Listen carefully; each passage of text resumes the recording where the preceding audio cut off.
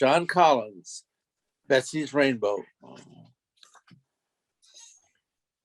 A rainbow is a special kind of arc.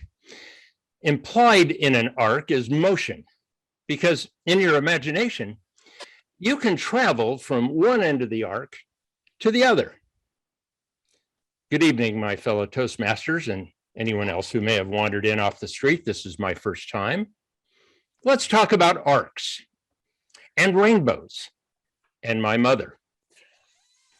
Some NBA stars shoot lots of three-pointers, long distance arcs that some people call rainbows. In theater, we like to talk about the arc of the story or the arc of a character, because where you start, at least in most good plays or films, is not where you end up. Sometimes we get a happy ending. Life, well, life ends in death. Not very happy, really. But for a life well lived, we celebrate the happiness that a person brings to others.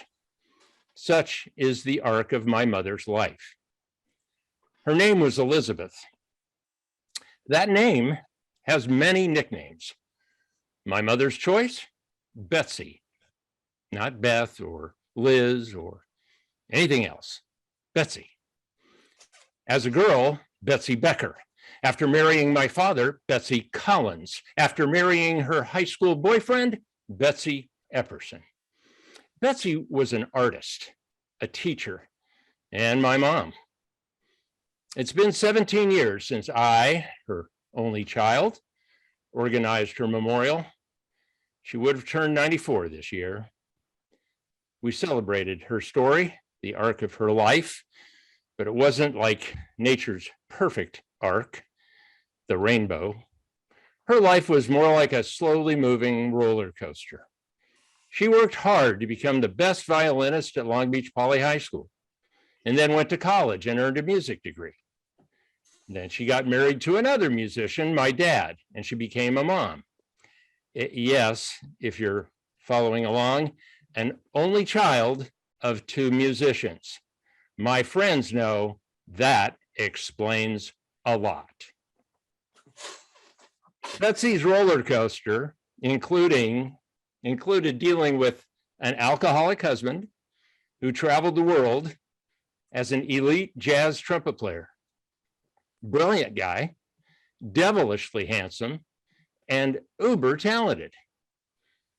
Let's say that at home or abroad, Dad was never lonely.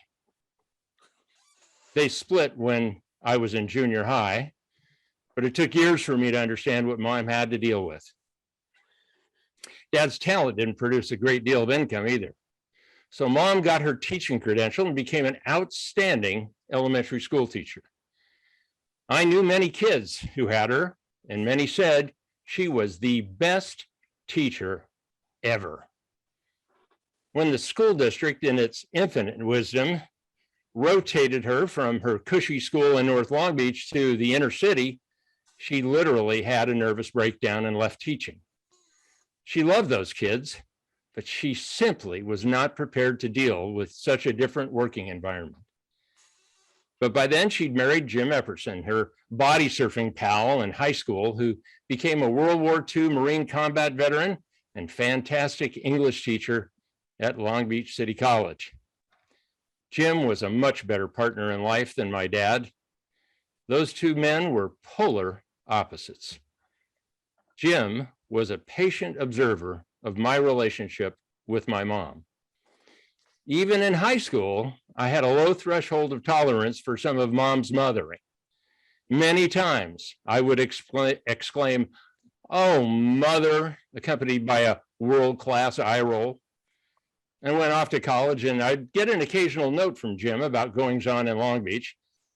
His only name for Betsy in these notes was "Oh, Mother," spelled O-M-O-T-H-E-R, exclamation point. He'd say in his note, "Oh, Mother went to the symphony tonight," or "Oh, Mother had lunch with Maria today." That was his way to remind me that sometimes I played the drama card a little too often, but he did it with great humor. Overall, I was raised in a culturally rich environment. Mom introduced me to many art forms: music, dance, theater, painting, sculpture from around the world. And she never stopped teaching in the broad sense.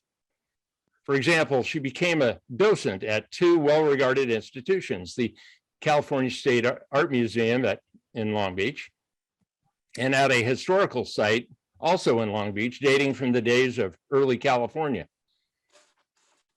Betsy's kindnesses extended to friends and family and students endlessly. Her imperfect arc may have been a roller coaster, but the colorful experiences she shared with her students and with me were dazzling. As an artist and a patron of the arts, Mom wore a lot of black in her later years. Betsy's life, however, a multicolored rainbow, will live in our hearts as long as her friends and I remember her. Oh, Mother, you left too soon. Mr. Toastmaster.